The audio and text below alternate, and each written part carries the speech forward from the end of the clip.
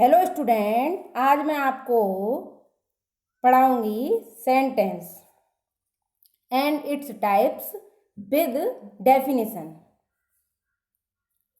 Sentence means वाक्य। A sentence is a group of words which makes complete sense. एक वाक्य is a group of words, शब्दों का एक समूह होता है, विच मेक्स जो कि बनाता है, कंप्लीट सेंस पूर्ण अर्थ। एक वाक्य शब्दों का वह समूह होता है जो पूर्ण अर्थ प्रकट करता है। For example, the rose is a beautiful flower. The peacock is the national bird of India.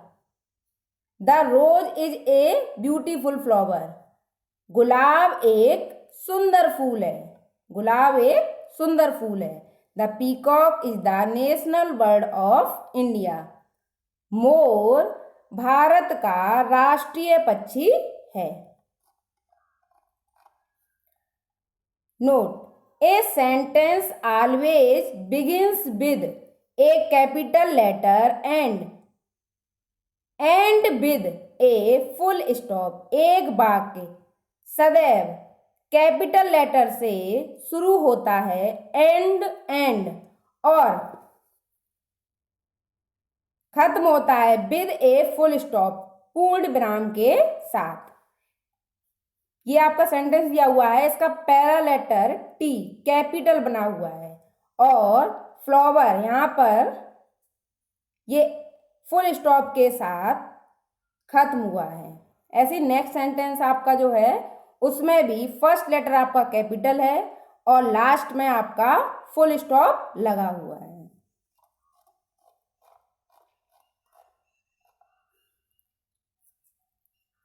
Arrange the following group of words to make meaningful sentence. Arrange the following group of words, शब्दों के समूह को क्रमबद्ध करिए।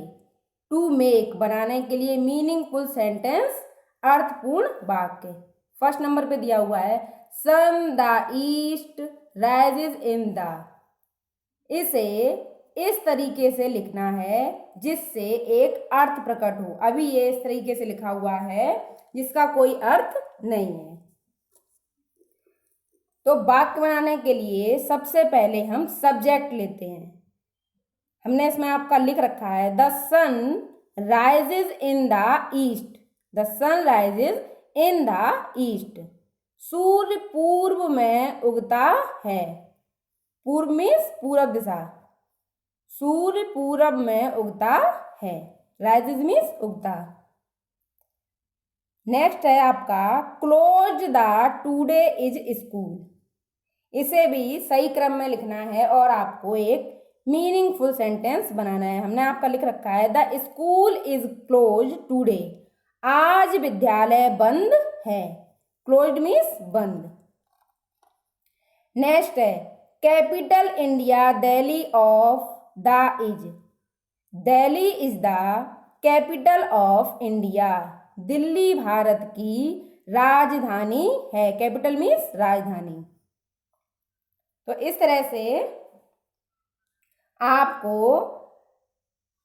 Sentence arrange करना बताया गया है कि किस तरह से सेंटेंस को अरेंज करें। अरेंज करने के लिए सबसे पहले हम सेंटेंस में जो वर्ड दिए गए हैं उसमें सब्जेक्ट को ढूंढें। उसके बाद हेल्पिंग वर्ब, जो भी हेल्पिंग वर्ब दी हुई हो, अगर हेल्पिंग वर्ब ना दी हो तो मेन वर्ब को ढूंढें और उसके बाद ऑब्जेक्ट को लिखें। तब आपका जो वाक्य है वो सही व्यवस्थित क्रम में बनता है और जिससे एक अर्थ प्रकट होता है। फिर नेक्स्ट है आपका rewrite the following sentences. निम्न वाक्यों को पुनः लिखें। Putting in the capital letters and full stop where required. जहां पर भी कैपिटल लेटर की और पूर्ण विराम की आवश्यकता हो उन्हें लगाकर दिए हुए वाक्यों को पुनः लिखें। The boys are playing cricket, ये वाक्य आपका लिखा हुआ है। तो किसी भी वाक्य को लिखने का जो तरीका होता है उसमें पहला लेटर कैपिटल बना हुआ होता है, इसमें आपका फर्स्ट लेटर स्मॉल में बना हुआ है। तो इससे जब हम सही तरीके से लिखेंगे तो फर्स्ट लेटर कैपिटल बनाएंगे, the boys are playing cricket, और लास्ट में फुल स्टॉप। ऊपर देखो इसमें फुल स्टॉप भी नहीं दिया था। तो अब इस वाक्य का अर्थ हुआ लड़के क्रिकेट खेल रहे हैं। फिर नेक्स्ट है my teachers are kind to me, इसमें फर्स्ट लेटर स्मॉल बना हुआ है, लास्ट में फुल स्टॉप नहीं दिया है। तो जब हम आप सेंटेंस को सही करके लिखेंगे तो फर्स्ट लेटर को कैपिटल बनाएंगे और लास्ट में फुल स्टॉप बनाएंगे। वो लिखा हुआ है my teachers are kind to me, मेरे अध्यापक मेरे प्रति दयालु हैं। फिर है Saturday is the last day of the week, इसमें भी फर्स्ट लेटर स्मॉल में है, लास्ट में फुल स्टॉप नहीं लगा है। तो हम लिखेंगे सबसे पहले फर्स्ट लेटर को कैपिटल बनाया, Saturday is the last day of the week और लास्ट में फुल स्टॉप लगा दिया। शनिवार सप्ताह का अंतिम दिन होता है। इस तरह से आपको जो एक्सरसाइज दी हुई है उसे करना है। एक्सरसाइज ए को इस तरह से करना है, एक्सरसाइज बी को इस तरह से करना है। नेक्स्ट है आपका काइंड्स ऑफ सेंटेंसेस, वाक्यों के प्रकार। काइंड्स ऑफ सेंटेंसेस मीन्स वाक्यों के प्रकार। फर्स्ट है आपका स्टेटमेंट, स्टेटमेंट मीन्स कथन। ए सेंटेंस दैट स्टेट्स और declares something is called a declarative sentence और ए स्टेटमेंट। ए सेंटेंस एक वाक्य, दैट मीन्स जो कि, स्टेट्स मीन्स कहता है, और अथवा डिक्लेयर्स मीन्स घोषणा करता है, समथिंग मीन्स कोई बात, इज कॉल्ड मीन्स कहलाता है ए डिक्लेरेटिव सेंटेंस एक घोषणात्मक वाक्य, और अथवा ए स्टेटमेंट या एक कथन। कहने का मतलब है एक वाक्य जो कि कोई बात कहता है या घोषणा करता है वह घोषणात्मक वाक्य या कथन कहलाता है। फॉर एग्जाम्पल, उदाहरण के लिए, birds live in the nest, चिड़िया घोंसलों में रहती हैं। Raju is a kind boy, Raju एक दयालु लड़का है। तो ये आपका, ये दोनों जो सेंटेंस हैं वो आपके कथन है, और हर एक स्टेटमेंट फुल स्टॉप से एंड होता है। जो स्टेटमेंट होता है वो सदैव फुल स्टॉप से एंड होता है। नेक्स्ट है आपका interrogative sentence. Interrogative sentence means प्रश्नवाचक वाक्य। A sentence that asks a question is called an interrogative sentence. A sentence एक वाक्य, that means जो कि asks means पूछता है, a question एक प्रश्न, is called means कहलाता है, an interrogative sentence एक प्रश्नवाचक वाक्य। एक वाक्य जो कि कोई प्रश्न पूछता है उसे प्रश्नवाचक वाक्य कहते हैं। फॉर एग्जाम्पल, उदाहरण के लिए, व्हाट इज योर नेम, आपका नाम क्या है। इसमें प्रश्न पूछा गया है किसी व्यक्ति से कि आपका नाम क्या है।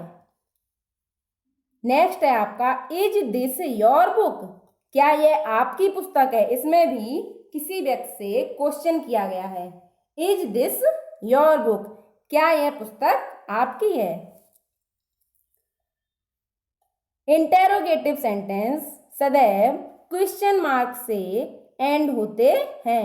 इंटेरोगेटिव सेंटेंस की पहचान होती है कि वो क्वेश्चन मार्क से एंड होते हैं, और जो इंटेरोगेटिव सेंटेंस होते हैं वो क्वेश्चन वर्ड से भी स्टार्ट होते हैं और हेल्पिंग वर्ब से भी स्टार्ट होते हैं। जैसे फर्स्ट सेंटेंस आपका क्वेश्चन वर्ड से स्टार्ट है और सेकंड क्वेश्चन जो है वो आपका हेल्पिंग वर्ब से स्टार्ट है। और सबसे मुख्य पहचान इंटेरोगेटिव सेंटेंस की यही होती है कि यह सदैव क्वेश्चन मार्क से एंड होता है।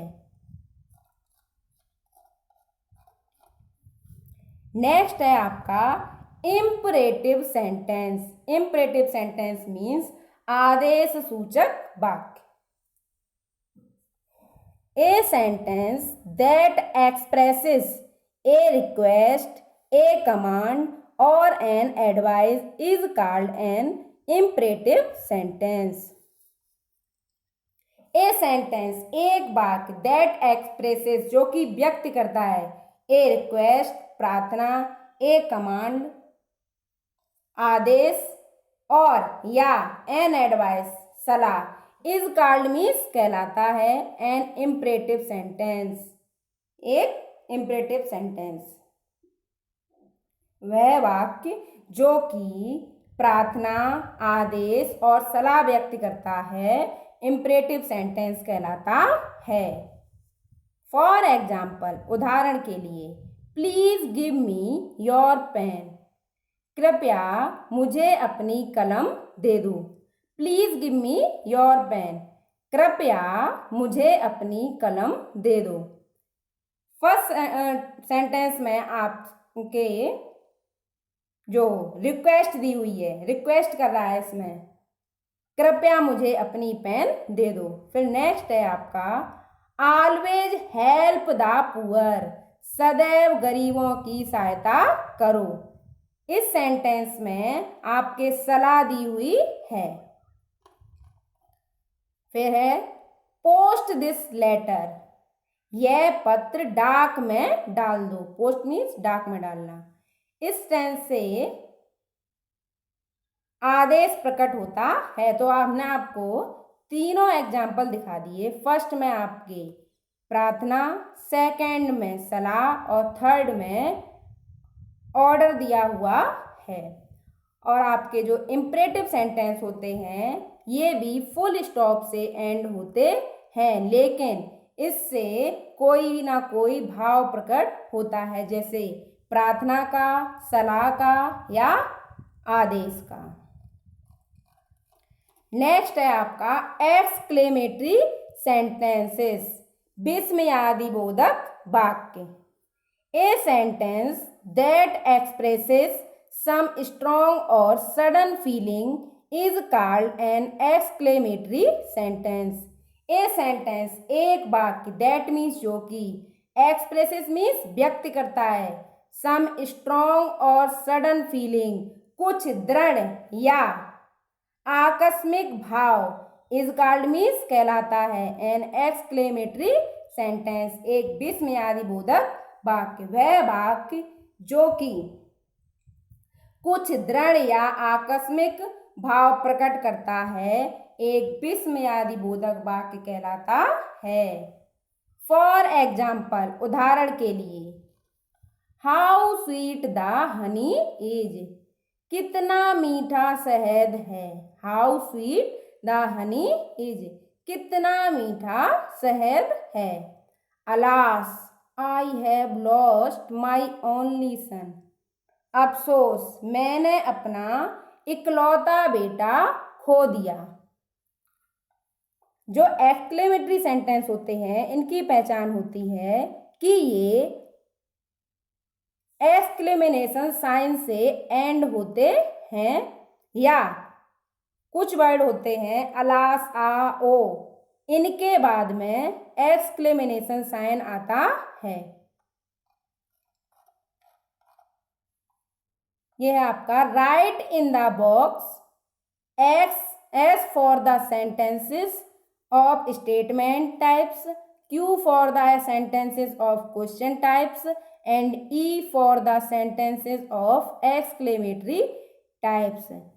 इसमें इस एक्सरसाइज, ये जो आपकी एक्सरसाइज दी हुई है बुक में, उसमें बताया गया है कि जो स्टेटमेंट है उनके लिए एस लिखना है बॉक्स में, और जो क्वेश्चन दिए हुए हैं उनके लिए बॉक्स में आपको क्यू लिखना है, और जो एक्सक्लेमेटरी सेंटेंसेस हैं उनके लिए आपको बॉक्स में ई लिखना है। यहाँ हमने आपको कुछ सेंटेंस करके बताए हैं। जैसे फर्स्ट है आपका, mister Singh is a good teacher. Mister Singh एक अच्छे अध्यापक हैं। तो यह आपका क्या है, सेंटेंस। फिर है हु इज योर टीचर, तुम्हारा अध्यापक कौन है, क्वेश्चन मार्क लगा हुआ है, तो ये आपका क्या हो गया, क्वेश्चन।